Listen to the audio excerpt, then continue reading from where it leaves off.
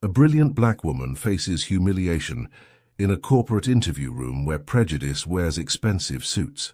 Years later, she returns, not as an applicant but as who now controls their futures.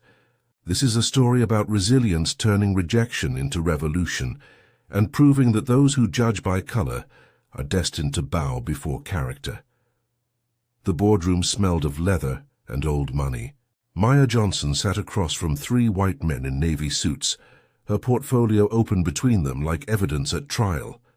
Sunlight sliced through floor-to-ceiling windows, illuminating dust particles that hung suspended in the tension. Richard Sterling, the CFO, flipped through her credentials without meeting her eyes. His colleague, James Hartford, tapped a pen against the mahogany table. The rhythm felt deliberate, dismissive. The youngest, Brad Coleman, leaned back in his chair, arms crossed over his chest. "Impressive resume," Sterling said finally. His tone suggested otherwise. Maya nodded once. "Thank you. MBA from Wharton, 5 years at McKinsey. Revenue growth averaging 32% across your portfolio." Hartford recited facts like accusations. "On paper, you're exactly what we need." The word paper hung in the air like smoke. "I've worked with companies similar to yours," Maya said, her voice steady. "I understand the challenges you're facing in this market transition." Coleman shifted forward. "Do you?" His smile didn't reach his eyes. "Our client base is very particular, traditional. They expect a certain image." Maya's pulse quickened, but her expression remained neutral. She'd heard this language before, knew its translation. Sterling closed her portfolio with a soft thud. "We appreciate your time, Ms. Johnson. We'll be in touch." The interview had lasted 12 minutes. 6 months earlier, Maya's apartment had been a war room of ambition. Business journals covered her coffee table. Post-it notes with strategy frameworks lined her bathroom mirror. She studied while most people slept, fueled by instant coffee and her mother's voice in her memory. "Education is your armor, baby." Lorraine Johnson had said that while ironing uniforms at dawn, preparing for another day cleaning offices in buildings, she'd never be allowed to lead. Maya inherited her mother's hands, her resilience, her refusal to accept less than everything she'd earned. Maya had worked 3 jobs through business school. Campus library at night, tutoring on weekends, research assistant during summers. She graduated top 5% of her class, while her white classmates networked at country clubs she couldn't afford to join. Their resumes listed family connections. Hers listed survival. Her consulting work at McKinsey had been flawless. She'd saved a pharmaceutical company from bankruptcy, restructured a failing retail chain, negotiated mergers that made partners wealthy. Yet promotions went to men who arrived late and left early, whose ideas were often her own, repackaged and presented with confidence that came from never being questioned. She'd applied to Sterling Industries because they claimed to value innovation. Their website featured smiling, diverse faces in the career section. Maya had believed the performance, ignored the warning signs. Now, sitting in her small apartment with rejection brewing in that boardroom across town, she watched the city through her window. Somewhere out there, doors were opening for people less qualified, less hungry, less capable. But their skin was the right shade of acceptable. Her phone buzzed. A text from her mentor, Dr. Patricia Chen. How did it go? Maya stared at the message, unable to answer yet. The 12-minute interview had started civil enough. Sterling had asked about her approach to operational efficiency. Maya outlined a framework she'd developed, one that had saved her previous client $8 million annually. Hartford took notes, but his body language screamed disinterest. "You mentioned team leadership," Coleman interrupted. "How do you handle resistance from senior staff? People set in their ways." "I build consensus through data," Maya replied. "Show the value, earn trust incrementally."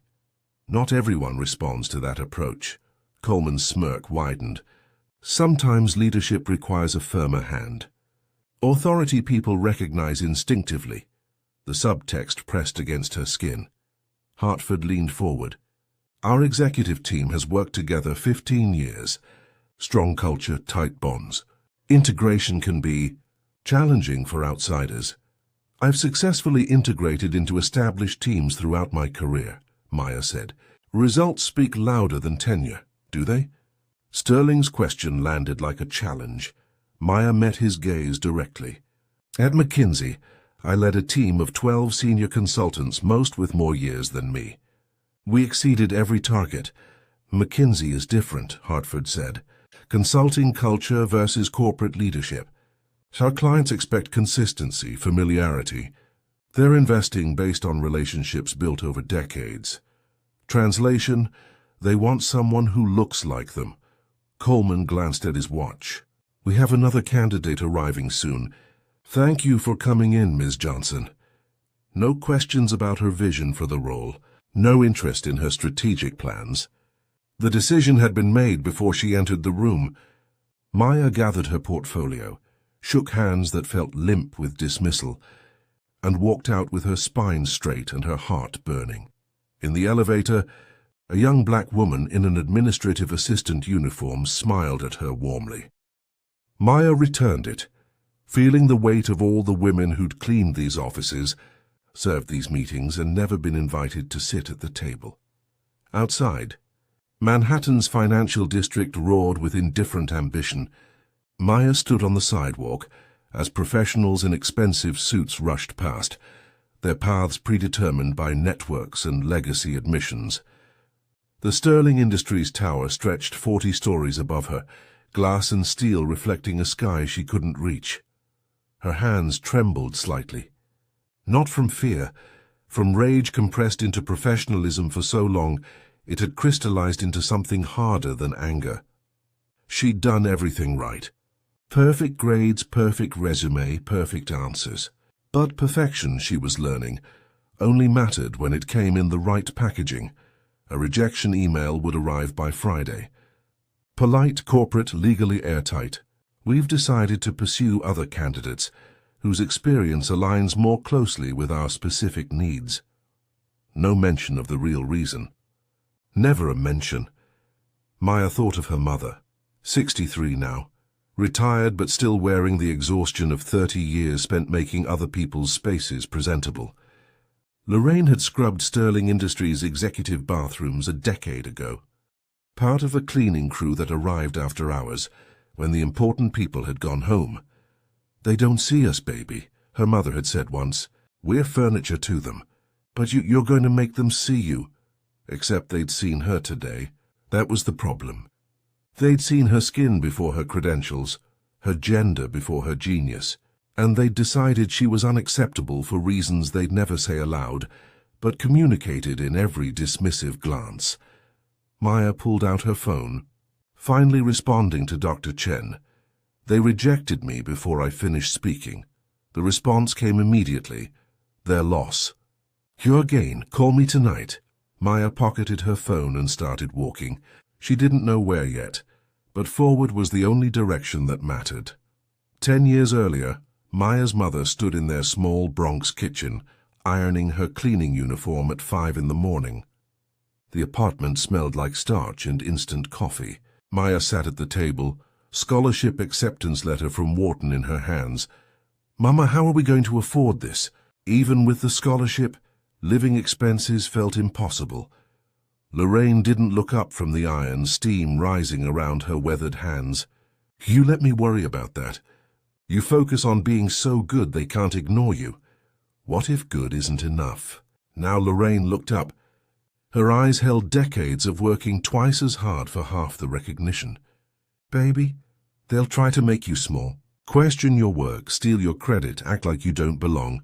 Don't shrink. Get bigger, louder, undeniable. Maya worked those 3 jobs, graduated with honors, and landed at McKinsey through sheer excellence. But excellence, she discovered, was graded on a curve when you were black and female. Her white male colleagues made mistakes that were called learning experiences. Her mistakes became evidence of inadequacy. She remembered presenting a strategy to save a client's failing division. The senior partner, Michael Brennan, nodded politely through her 15-minute presentation, then turned to her white male colleague and asked, "What do you think, Jason?" Jason repeated Maya's analysis almost word for word. Brennan called it brilliant. After the meeting, Jason approached her desk. "Sorry about that.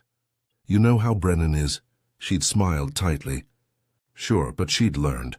She started documenting everything, sending email summaries after every meeting, creating paper trails that proved her ideas originated with her. Some colleagues resented it, called her paranoid, difficult, not a team player. Those same colleagues were now partners. Maya had plateaued at senior consultant, despite outperforming 90% of her cohort. Her mother's voice echoed constantly, "Don't shrink." So Maya had applied to Sterling Industries, hoping a new company meant new possibilities. Instead, she'd found the same walls, just painted different colors. 3 days after the interview, Maya received an unexpected email. The sender was Marcus Reed, a former McKinsey colleague now working in Sterling's marketing department. Subject line, "You deserve to know." Her cursor hovered over the message for 10 seconds before clicking. "Maya, I heard you interviewed for the VP strategy role. I'm sorry for what I'm about to send you, but you should see this. They discussed your application before you arrived. I'm forwarding internal emails. Don't tell anyone where you got these." Marcus, the forwarded chain made her stomach tighten, from Richard Sterling to James Hartford, Brad Coleman. Subject, VP strategy. Candidate Johnson's resume is impressive, I'll give her that. But I'm concerned about fit. Our clients are traditional, and frankly, I don't think they're ready for this kind of change in our leadership image. Let's go through the motions professionally, but I think we should focus on the other candidates. From Brad Coleman, reply, "Agreed. We can't afford to alienate our base right now. The Peterson account alone would balk. Let's keep the interview short and courteous." Maya read the exchange 3 times. Each word burned deeper. They'd decided before she walked through the door. The interview was theater, a legal shield against discrimination claims. 12 minutes to maintain plausible deniability. Her hands clenched around her phone. Rage coursed through her veins, hot and clarifying. She could file a complaint, hire a lawyer, drag them through legal battles that would cost years and emotional energy. She could expose them, burn bridges, become the difficult black woman who cried racism, or she could prove them catastrophically wrong. Maya forwarded the emails to a secure personal folder, documenting everything with timestamps. Then she opened a blank document on her laptop and titled it 5-Year Plan. She wouldn't beg for seats at tables built by people who saw her as decoration at best, threat at worst. She'd build her own table. Then, when she was powerful enough, undeniable enough, she'd buy their table out from under them. Her mother's voice whispered through memory, "Get bigger." Louder, undeniable. Maya started typing. 18 months later, Maya Johnson Strategy Consulting opened in a modest WeWork office in Chelsea. Just her, a laptop, and audacity sharpened by rejection. Her first client was a friend's struggling startup. She restructured their operations, cut costs by 40%, positioned them for acquisition. They sold for $12 million 6 months later. Word spread quietly through professional networks. Maya took on a failing non-profit, then a mid-size manufacturing company drowning in debt. Her strategies were surgical, her results undeniable. She worked 18-hour days fueled by purpose that tasted like vindication. By year 2, revenue hit $2 million. By year 3, she hired a team of 5 consultants, all talented people overlooked by traditional firms. Women of color, immigrants with difficult accents, disabled professionals whose abilities were dismissed. Maya built her table with people who'd been kept standing. Her reputation grew. Conference speaking invitations arrived. Business journals profiled her unconventional approaches. "The consultant who fixes what others break," read one headline. Maya framed it, hung it opposite her mother's photograph. Year 4 brought the breakthrough. A Fortune 500 company hired her to salvage a failed merger. 3 months later, she'd restructured the integration, retained 80% of key staff and increased combined revenue by 26%. The CEO personally called to thank her. "You should be running a company, not consulting for them," he'd said.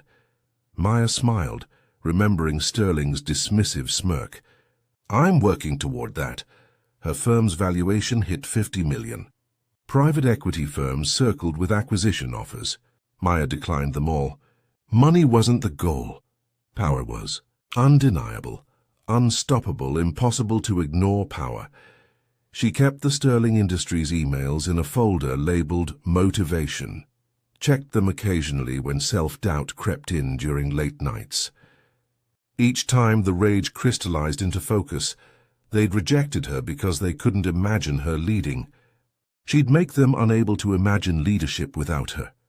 5 years after that 12-minute rejection, Maya sat in her corner office overlooking Manhattan.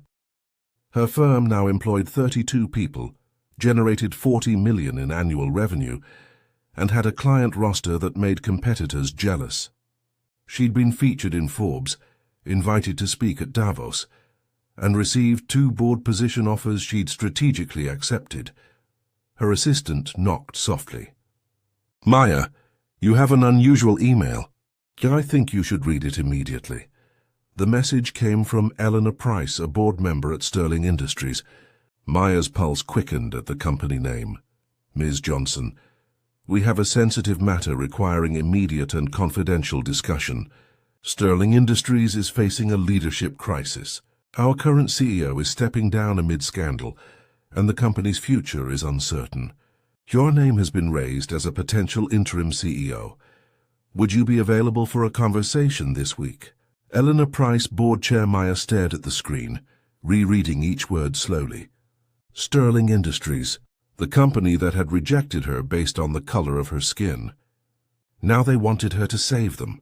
She opened her motivation folder, rereading those internal emails from 5 years ago. "Not the image we project. Our clients aren't ready for this kind of change." Her phone rang. Eleanor Price, according to caller ID. Maya let it ring twice before answering. "This is Maya Johnson. Ms. Johnson, thank you for taking my call. I imagine our email came as a surprise." "Somewhat," Maya replied, her tone neutral. "Sterling Industries is at a crossroads. We need transformational leadership immediately. Your reputation precedes you. The board would like to discuss terms." Maya walked to her window, gazing at the Manhattan skyline where somewhere Sterling's tower stood among the others. A building her mother once cleaned, a boardroom where men had judged her unworthy. "I'll need to review the situation thoroughly," Maya said. "Send me complete financial reports, organizational charts, and board meeting minutes from the past 2 years." "Of course. May I ask, are you interested?" Maya's reflection smiled back at her from the glass. "That depends on whether you're ready for the kind of change you weren't ready for 5 years ago." Silence stretched across the line. "I'll send the materials today," Eleanor said finally. "When can we meet?" "I'll let you know." Maya ended the call. She sat in her office as afternoon light faded to evening, staring at her mother's photograph. Lorraine had passed 2 years ago, but her voice remained clear. "Don't shrink, baby. Get undeniable." Maya had become undeniable. Now the question was whether she'd return to the place that had denied her existence, or let them collapse under the weight of their own prejudice. Her phone buzzed with an incoming document. Sterling's financial reports. Maya opened them, scanning numbers that told a story of decline, mismanagement, and desperation. Richard Sterling's signature appeared on authorization forms.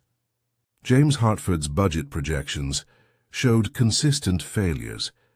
Brad Coleman's strategic initiatives had hemorrhaged money and talent. The men who'd judged her unworthy had destroyed what they'd tried to protect. Maya leaned back, decision crystallizing like ice. She picked up her phone and typed a response to Eleanor Price. "Let's meet. Thursday, 6 p.m. My office." They'd come to her this time. That night Maya sat alone in her apartment, the city's lights blurring through her window. The Sterling Industries financial reports spread across her dining table like autopsy results. Revenue declining 18% year-over-year. Executive turnover at 43%. 3 discrimination lawsuits settled quietly. A company rotting from leadership that valued comfort over competence. Accepting meant walking back into that building, managing the same men who'd dismissed her, facing clients who might share their prejudices. The corporate world loved redemption stories about companies, but rarely forgave black women who demanded what they were owed. Self-doubt whispered in her mother's absence. What if they undermined her at every turn? What if she succeeded, and they still found ways to diminish her achievement? What if this was a trap? A public stage for failure they could point to as evidence she never belonged. Maya's phone sat silent on the table. She could decline, build her consulting firm into something even bigger.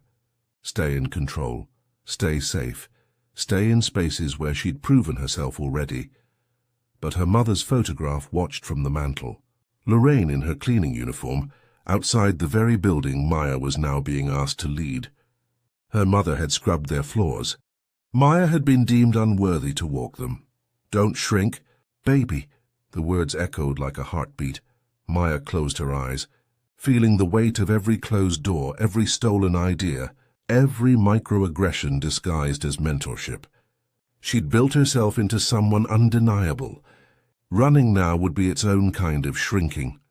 She opened her laptop and began researching Sterling's board members, their voting patterns, their vulnerabilities.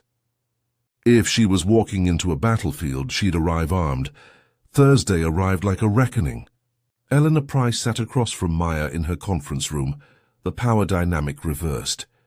The board chair, 60-something and impeccably dressed, looked simultaneously desperate and uncomfortable, asking a woman she'd never advocated for to save them. The situation is dire, Eleanor said. Our CEO resigned after an insider trading investigation. The SEC is watching closely. Clients are threatening to leave. We need immediate, credible leadership. Maya reviewed the materials with clinical precision. Your executive team created this mess. Why would they accept my authority? Some won't. Eleanor's honesty was unexpected. Richard Sterling has already expressed concerns about bringing in an outsider. Richard Sterling. Maya let the name sit between them. The CFO who interviewed me 5 years ago? Eleanor's expression flickered. Who interviewed here before? For VP of Strategy. 12-minute interview. I was told I wasn't the right fit. Maya's tone remained neutral, factual. I later discovered internal emails discussing my unsuitability based on client perception. The silence stretched uncomfortably. I wasn't on the board then, Eleanor said carefully, but I'm aware the company has had cultural issues. That's partially why we need you. Real transformation requires new leadership. Maya leaned forward. If I accept this position, I need absolute authority. No undermining, no board interference in operational decisions, and zero tolerance for discrimination. Anyone who can't adapt leaves, including Richard Sterling. The board will support you fully. Put it in writing. Maya slid a folder across the table. Here are my terms. Review them with your lawyers. I want CEO title, not interim. 3-year contract. Full discretion on personnel decisions. And I want those internal emails from 5 years ago officially acknowledged and apologized for. Eleanor paled slightly. The company could face legal exposure. The company faces worse exposure if I decline and explain why publicly. Maya's smile was ice. I'm not interested in litigation. I'm interested in transformation. But it starts with honesty about what this place has been. Eleanor picked up the folder, scanning the terms. Her hands trembled slightly. I'll present this to the board tomorrow, she said finally. Can I ask why you're considering this? You've built something impressive independently. Maya thought of her mother's hands, worn from labor in buildings she'd never lead. Of Marcus's warning email, of every talented person turned away because they didn't match some unspoken image of leadership. Because someone has to prove it can be different, Maya said. And I'm the only one qualified to do it here. 2 weeks later, Maya entered Sterling Industries as CEO. She wore a tailored ivory suit, her natural hair in an elegant updo, carrying her mother's old briefcase, refurbished and proud. The lobby had been cleaned by hands like her mother's. Now she'd lead from the top floor.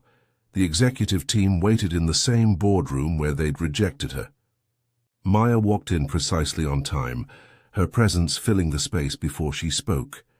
Richard Sterling sat at the far end, his expression carefully neutral. James Hartford avoided eye contact. Brad Coleman's smugness had faded to wariness. "Good morning," Maya said, sitting at the head of the table. "I believe some of you remember me." Sterling's jaw tightened. "Welcome, Ms. Johnson." "It's CEO Johnson now." She opened her tablet. "Let's be clear about how this works. I've reviewed every department, every contract, every failed initiative from the past 3 years. This company is failing because leadership prioritized comfort over competence, relationships over results, and image over integrity." "That's hardly fair," Hartford protested. "We've faced unprecedented market challenges. Your competitors faced the same challenges and thrived." Maya's tone cut clean. "The difference is leadership. Which brings me to personnel decisions." She pulled up a presentation. Numbers filled the screen. "James, your strategic initiatives cost $8 million over 2 years with 0 measurable return. Brad, your client retention rate is 64%, lowest in our industry. Richard, your financial projections have been inaccurate for 6 consecutive quarters." The room froze. "These aren't market challenges," Maya continued. "This is incompetence protected by familiarity. Under my leadership, performance matters. Nothing else." Sterling leaned forward, anger breaking through professional veneer. "You can't come in here and dismantle a team that's been together 15 years. Watch me." Maya met his gaze without flinching. "You dismissed me 5 years ago because you didn't think clients would accept me. Let me show you what I discovered about those clients." She clicked to the next slide. A list of companies appeared. 73% of your top clients have diversity initiatives that require diverse vendor leadership. You've been losing contracts because your executive team doesn't reflect the values your clients claim to hold. The very thing you used to reject me is now costing you millions." Silence crashed like thunder. "Furthermore," Maya continued, 3 discrimination lawsuits settled quietly in 4 years. HR complaints filed by 17 employees about hostile work environment. You haven't just failed financially. You've created a toxic culture that drives away talent." Hartford's face reddened. "Those complaints were investigated and resolved. Resolved by paying people to leave quietly." Maya's voice sharpened. "That ends now. We're implementing transparent accountability measures, mandatory bias training, and clear performance metrics for everyone, including this room." Coleman finally spoke. "And if we don't agree with your methods, you're welcome to resign." Maya's smile held no warmth. "I have 37 qualified candidates, ready to replace anyone who can't adapt. Many of them are people you've previously rejected for not fitting your culture. Turns out your culture was the problem." Sterling stood abruptly. "This is absurd. The board can't possibly support this kind of wholesale change. The board gave me full operational authority." Maya remained seated, commanding the room from stillness. "Eleanor Price is outside. Would you like to confirm with her?" Sterling's confidence cracked visibly. He looked to Hartford, then Coleman. Neither met his eyes. "Sit down, Richard," Maya said quietly. "We have work to do. You can adapt and contribute, or you can leave with a generous severance. But you will not undermine this company's survival because your pride is wounded." Slowly, Sterling sat. "Good." Maya advanced to the next slide. "Here's the 90-day turnaround plan. We start today. Questions?" No one spoke. "Then let's get to work." 6 months transformed Sterling Industries from the inside out. Richard Sterling resigned after 2 months, unable to accept authority from the woman he'd dismissed. James Hartford stayed, humbled, learning under Maya's mentorship. Brad Coleman left for a competitor, replaced by a brilliant Latina executive Maya had recruited from her consulting firm. The executive team now reflected the world they served. A black woman CEO, an Asian CFO, a disabled COO whose intelligence had been overlooked by companies that couldn't see past his wheelchair, a queer head of marketing whose creativity had been stifled in traditional environments. Revenue stabilized, then grew. Clients returned, drawn by leadership that matched their stated values. Employee satisfaction scores jumped 43%. Young professionals flooded HR with applications, eager to work for a company finally living its diversity promises. Maya implemented mentorship programs, pairing senior leaders with junior employees from underrepresented backgrounds. She opened pathways for talent previously blocked by gatekeepers who valued connections over capability. The company her mother had cleaned became a place where people like her mother's daughter could lead. On a quiet Friday evening, Maya stood in her office overlooking Manhattan. Her mother's photograph sat on her desk, beside her Wharton diploma. She thought of Lorraine scrubbing executive bathrooms, dreaming her daughter might enter through the front door one day. "I did it, Mama," Maya whispered. "Not just for me. For everyone they tried to keep out." Her phone buzzed. An email from Marcus Reed, the colleague who'd sent those damning internal emails 5 years ago. "You did what we all hoped someone would. Thank you for proving it possible." Maya smiled, saving the message in a folder labeled "Why It Mattered." The city stretched before her, full of other boardrooms, other locked doors, other qualified people being judged by everything, except their capabilities. She couldn't fix them all.